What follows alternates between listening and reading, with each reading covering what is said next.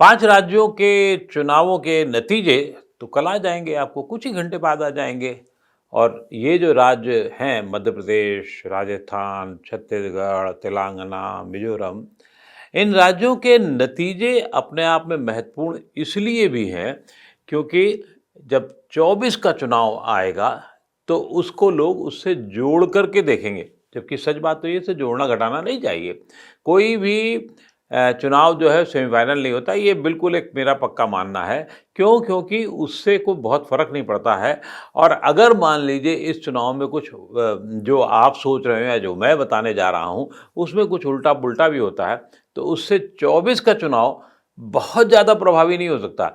हाँ, ये ज़रूर हो सकता है कि एक को उत्साह हो जाए, एक थोड़ा उछलने-कूदने ज़्यादा लग जाए पार्टी, दूसरी पार्टी को और रणनीति में जुटने जाए और फिर स्थितियाँ बदल सकती हैं, थोड़ी बहुत परसेप्शन बदल सकता है और इससे ज़्यादा कुछ नहीं होता। हर चुनाव अपने आप में एक फाइनल होता है और उसी फाइनल चुनाव के नतीजे उस राज्य को, उस देश को, उस केंद्रीय नेतृत्व की पार्टी को प्रभावित करते हैं।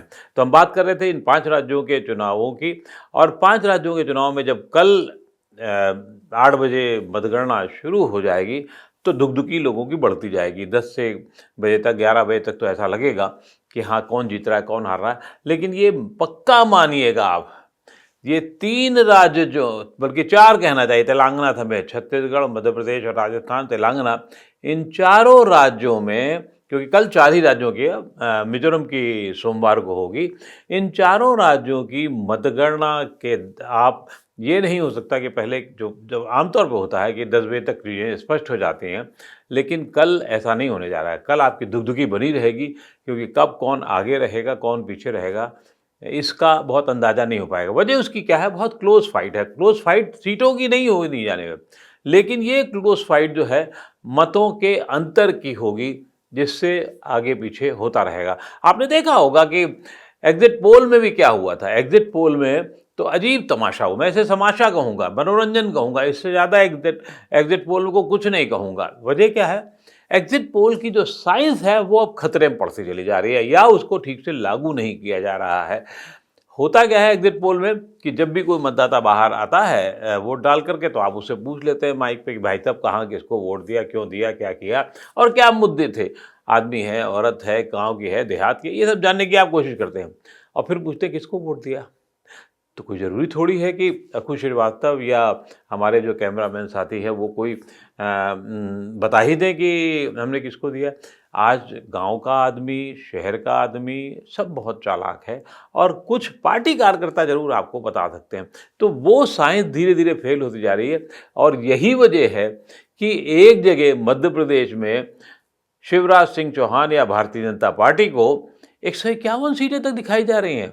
एक में 149 दिखा दी गई है, एक में 90 तक ही आए हैं वो। तो वो संभावना ऐसा नहीं वहाँ खत्म हो रही थी, लेकिन वो कम ज़्यादा इतना अंतर है। तो अगर एक साइंस है तो साइंस में एक फार्मूला होता है और उस फार्मूले में अगर एक फार्मूला है 2O2 का तो तय बात है उसमें तो कुछ पानी-वानी की बात होनी चाहिए, लेकिन यहाँ तो कुछ भी हो सकता है, कोई भी केमिकल लोचा हो सकता है, पॉलिटिकल लोचा या केमिकल लोचा हो सकता है। लेकिन कल जो होगा, होगा। हम आपको ये मान के जो हालात चल रहे हैं, उसमें आपके मुख्यमंत्रियों को के नाम बताने जा रहा हूँ मैं। नाम इसलिए बताने जा रहा हूँ, क्योंकि जो हालात हैं, उसमें अगर वो पार्टी जीतती है, तो उन मुख्यमंत्रियों का या उन नेताओं का मुख्यमंत्री तक पहुंचना आसान होगा। बाकी कोई बहुत चमत्कार की उम्मीद मैं नहीं अभी कर रहा हूँ। सबसे बड़ी बात करते हैं मध्य प्रदेश की। मध्य प्रदेश में शिवराज सिंह चौहान फिलहाल मुख्यमंत्री हैं।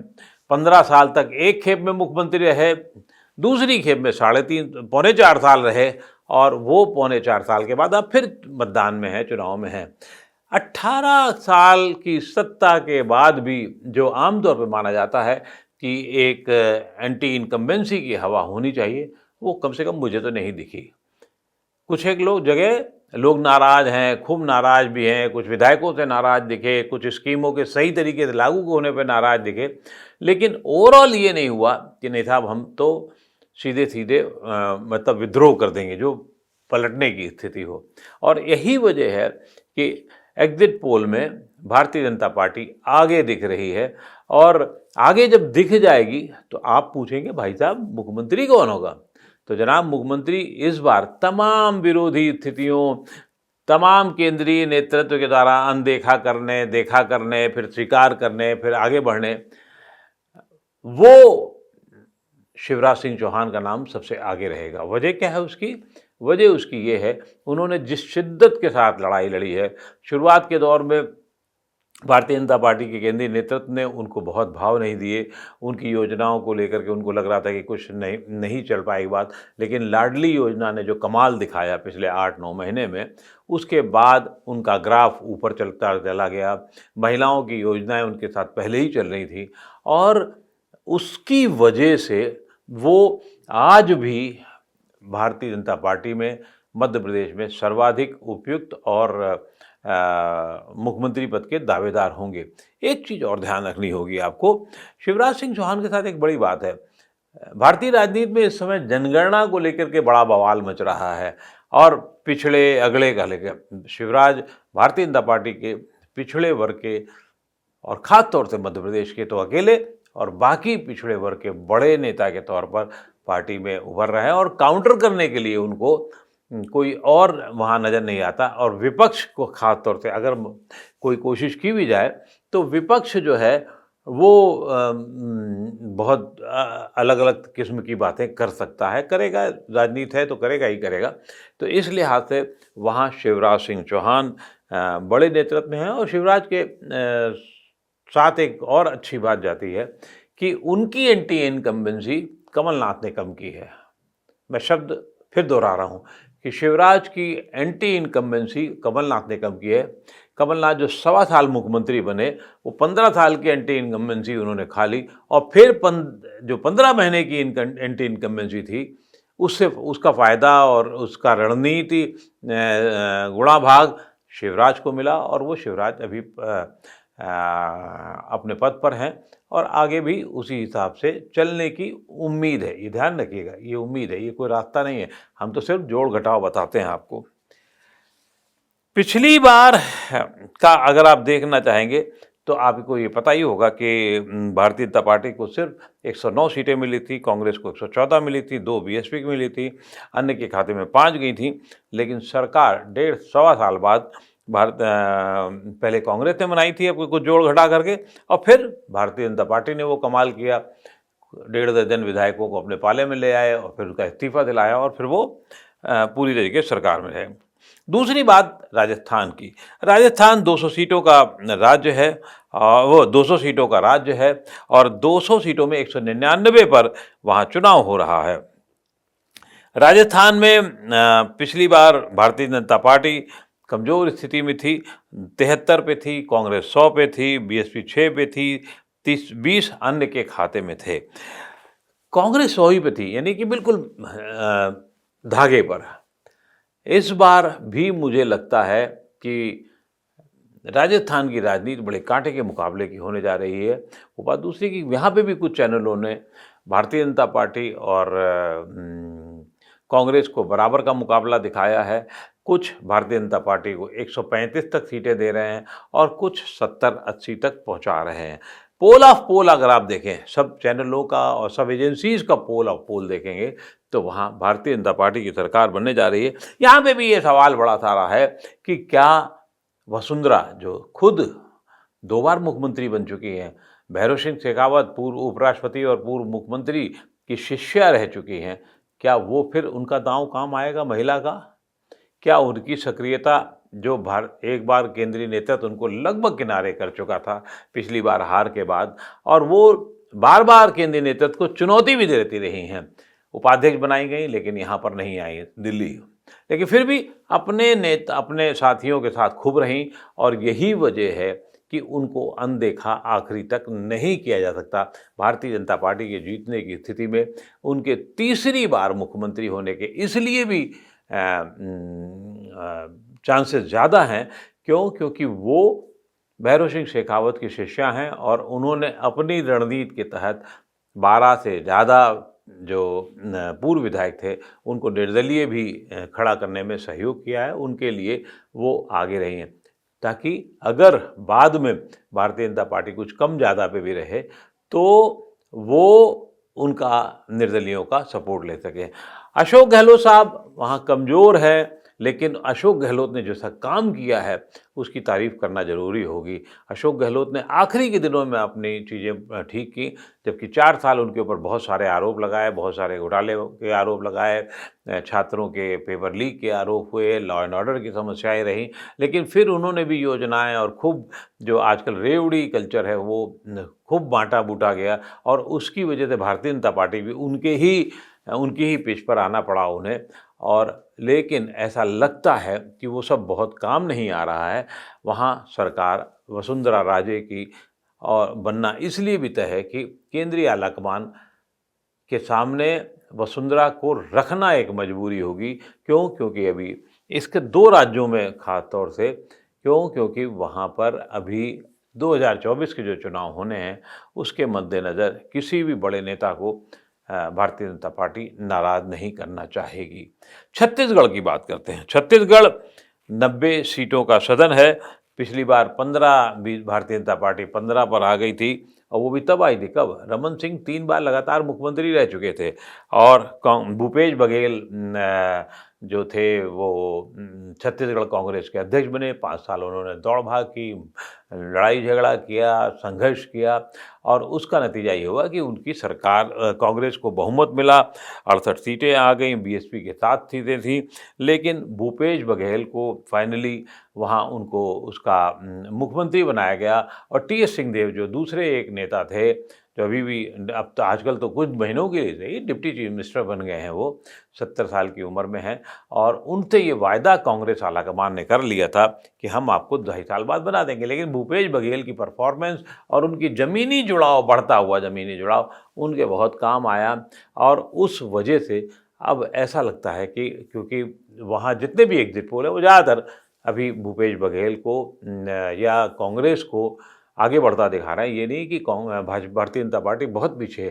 भारतीय जनता पार्टी का अंतर 5-7 सीटों का ही रह गया है। अब वो बात दूसरी कि वो धागा, वो रेखा क्या पार कर पाएगी भारतीय जनता पार्टी? फिलहाल मुझे तो नहीं लगता। इस लिहाज से वहाँ की राजनीति में कांग्रेस आलाकमान भूपेश बघेल को अनदेखा नहीं कर सकता, चाहे टीएस सिंहदेव कुछ भी कहते रहें कि साहब मैंने 5 साल अपमान का घूंट पिया है, कड़वा घूंट पिया है, या ये कहें कि साहब एक बार की बारी रह गई, ये तो मेरा एक ही चुनाव रह गया, उसके बाद अब मैं क्या कर पाऊँगा। लेकिन मुझे नहीं लगता कि सिंहदेव जो काका के नाम से ये भूपेश बघेल जो काका के नाम से प्रसिद्ध हैं, उनका जो ज़मीनी जुड़ाव है, किसानों के प्रति जो उनकी जुड़ाव है, योजनाएं हैं, गोबर से जुड़ी से लेकर के और छत्तीसगढ़िया समाज को उन्होंने जो ऊपर रखने का काम किया, अस्मिता का काम किया है, वो बिल्कुल अलग किस्म का है। इसलिए कांग्रेस आलाकमान जो एक अकेला राज्य है, जो बड़ा राज्य है, जहाँ से जीतने की संभावना ज़्यादा है, राजनीति में तो कुछ भी जीता जा सकता है, लेकिन पक्की संभावना अगर भूपेश बघेल के लिए नज़र आ रही तो उनको अनदेखा नहीं किया जाता, वो भी मुख्यमंत्री होने ही होना है।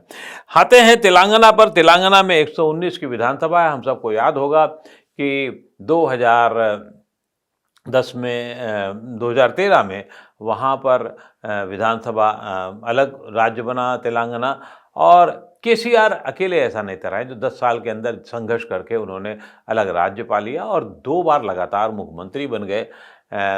अच्छा वोट रहा उनके पास में, लेकिन इस बार उनकी कुछ हालत खस्ता नज़र आ रही है और उनके ख्वाब तो बहुत बड़े थे, लेकिन वो ख्वाब पे पानी पड़ गया और अब पिछले कुछ ही महीनों में कांग्रेस ने जो कमाल करने की कोशिश की है, उससे वहाँ पर प्रादेशिक नेतृत्व ने जो कमाल किया है, उसकी वजह से केसीआर थोड़ा पीछे नज़र आ रहे हैं और उनके लिए संभावनाएं कम हो गई हैं। रेवंत रेड्डी नाम के सज्जन जो हैं वो उभर के सामने आए हैं।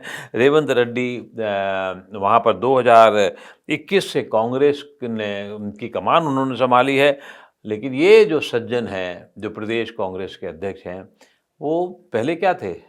अखिल भारतीय विद्यार्थी परिषद के नेता थे और फिर उसके बाद में विधान परिषद के सदस्य निर्दलीय बन गए जिला पंचायत के रास्ते होकर के।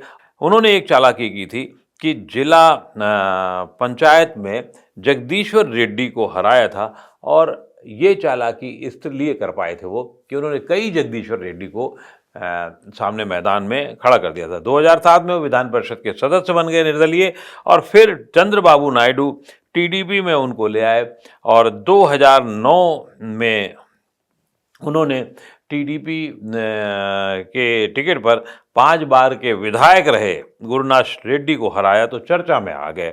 गुरुनाथ रेड्डी 5 बार के विधायक रह चुके थे और 2014 में फिर जीते और 17 में उनको टीडीपी ने फ्लोर लीडर पद से हटा दिया। क्यों हटा दिया? क्योंकि तेज तर्रार थे और तेज तर्रार होने के नाते फिर वो 2018 में उनका चुनाव हारना पड़ा और 19 में सांसद भी बन गए भाई हमारे ये। लेकिन बाद में कांग्रेस को इनकी छवि, इनका जुझारूपन समझ में आया और 21 से कांग्रेस की इनको सामान ले ली। 2 जगह से चुनाव लड़ रहे हैं, जीतना लगभग पक्का है इनका। लेकिन इनके लिए रास्ता है तो अच्छा आसान है, लेकिन कुछ कांटे भी हैं, इनके विरोधी काफ़ी हैं। फिर भी अगर कांग्रेस वहाँ जीतती है तो रेवंत रेड्डी का मुख्यमंत्री बनना तय है। अंतिम मिजोरम है। मिजोरम में 40 सीटें हैं और पिछली बार आपको पता ही होगा एमएनएफ जिसके नेता जोरामथंगा हैं 3 बार मुख्यमंत्री बन चुके हैं, 4थी बार बनने की कगार पे हैं, क्योंकि सर्वे जो दिखाए जा रहे हैं उसमें उनको जितनी सीटें मिल रही हैं और फिर बाद में अपने साथियों पे उसको अगल बगल से ला करके वो आराम से मुख्यमंत्री बनते रहे हैं।